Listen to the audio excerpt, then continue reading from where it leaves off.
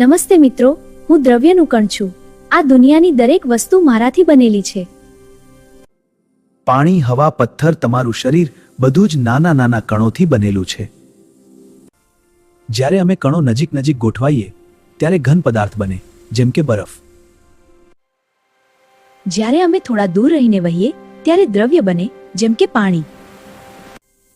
જ્યારે અમે બહુ દૂર ફેલાઈએ ત્યારે વાયુ બને, જેમ કે હવા. જે વસ્તુમાં દળ હોય અને જગ્યા લેતી હોય તેને દ્રવ્ય કહેવાય. દ્રવ્ય કણોથી બનેલું છે. અમે અતિ સૂક્ષ્મ છીએ. અમારા વચ્ચે ખાલી જગ્યા હોય છે. અમે કણો સતત ગતિમાં રહીએ છીએ. તાપમાન વધે તો અમારી ગતિ વધે છે.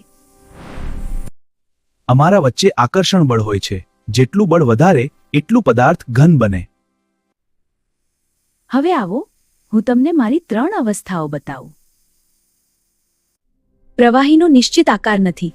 જે પાત્રમાં ભરો એનો આકાર ધારણ કરે છે. ઘનમાં અમે નજીક ગોઠવાયેલા, નિશ્ચિત આકાર અને કદ હોય છે, સંકોચાતા નથી. વાયુમાં દૂર ફેલાયેલા, ગતિ ખૂબ ઝડપી, સરળતાથી સંકોચાઈ શકીએ.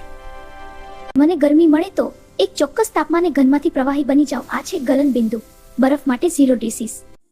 ગરમી વધે 100 ડિગ્રી પર હું પ્રવાહીમાંથી વાયુ બનું. આ છે ઉત્કલન બિંદુ. હું ઉકળ્યા વગર પણ ધીમે ધીમે વાયુ બની શકું. તેને બાષ્પીભવન કહે. ક્યારેક હું સીધો ઘનથી વાયુ બનું. આ છે ઉર્ધ્વપાતન. હું ઠંડો થઈ વાયુમાંથી ફરી પ્રવાહી બની જાઉં છું. તે છે સંઘનન. તાપમાન ઘટે, પ્રવાહીમાંથી ઘન બનું. આ છે ઘનીકરણ. ગરમીથી ફેલાઈ જાઉં, દબાણથી સંકોચાઈ જાઉં. આ છે પ્રસરણ અને સંકોચન. અમારા વચ્ચે આકર્ષણ બળ હોય છે. ઘનમાં મજબૂત, પ્રવાહીમાં મધ્યમ અને વાયુમાં નબળું. હું સતત ગતિમાં રહું છું અને ધીમે ધીમે ફેલાવું. આ પ્રસારણ છે.